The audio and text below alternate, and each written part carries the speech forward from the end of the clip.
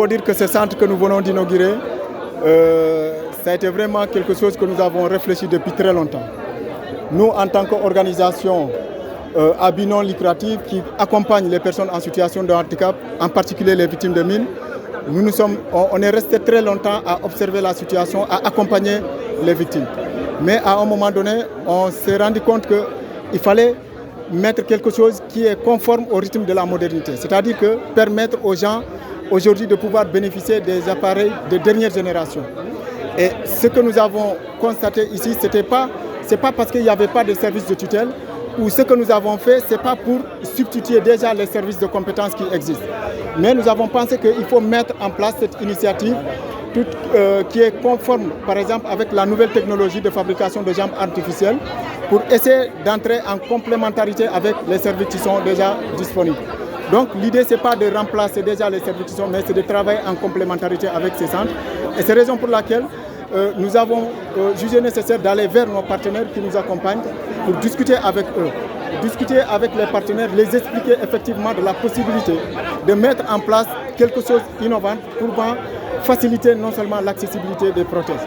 Et je pense que c'est dans ce sens que nos partenaires aujourd'hui nous ont bien entendus, notamment la Fondation AJWS, CRS et le Centre national d'action anti-mine, tous les partenaires en tout cas qui nous ont couru et qui ont entendu notre appel et qui ont accepté de nous accompagner dans la mise en place de ce centre. Donc aujourd'hui, nous sommes très fiers de mettre en place ce centre qui aujourd'hui déjà a montré déjà les résultats, a permis aujourd'hui déjà de confectionner 16 appareils, mais qui montre aujourd'hui que la nécessité, ce n'est pas seulement les victimes de mines. Aujourd'hui, vous voyez dans ceux qui ont bénéficié de ces prothèses, il y a eu des victimes, ceux qui ont été victimes des événements politiques tout récemment. Il y a des gens qui ont été amputés par diabète, d'autres qui ont été amputés non seulement par des accidents par mine.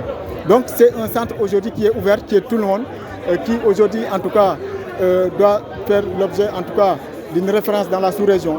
Parce qu'il faut le dire, depuis 2015, c'est nous qui amenons les victimes, les personnes en situation de handicap du Sénégal, de la Casamance, pour amener vers la Guinée-Bissau. Aujourd'hui, c'est l'effet contraire. Nous avons beaucoup travaillé et nous pensons que maintenant, ce sont les populations de Guinée-Bissau, de Gambie, qui viendront également bénéficier des prothèses de dernière génération dans ce centre. Et tout ça, c'est dû à l'aide des autorités de ce pays et dû vraiment à l'appui de tous les partenaires qui nous ont accompagnés, comme je l'ai dit, pour en arriver à ce niveau. Oui, effectivement, l'USAID, c'est un partenaire qui est venu joindre parmi tous les autres partenaires. Donc, c'est un partenaire qui ne pouvait pas intervenir dans la construction, mais qui était favorable pour les équipements. Pendant ce temps, d'autres partenaires étaient positionnés également pour les équipements, mais il fallait harmoniser tout cela. Et comme l'USAID était déjà prêt à s'engager directement pour l'achat de ces machines, donc nous avons travaillé avec l'USAID pour qu'on puisse arriver directement à l'achat des machines de dernière génération. Et c'est ce qui a été fait.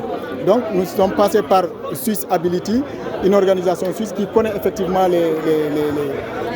les machines, qui connaît en tout cas tout ce qui est lié à la fabrication et qui a facilité avec CRS pour qu'on puisse arriver à l'achat de ces dernières machines. C'est un projet conjoint, hein, comme je l'ai dit, parce que ça ne date pas uniquement de la réalisation du centre.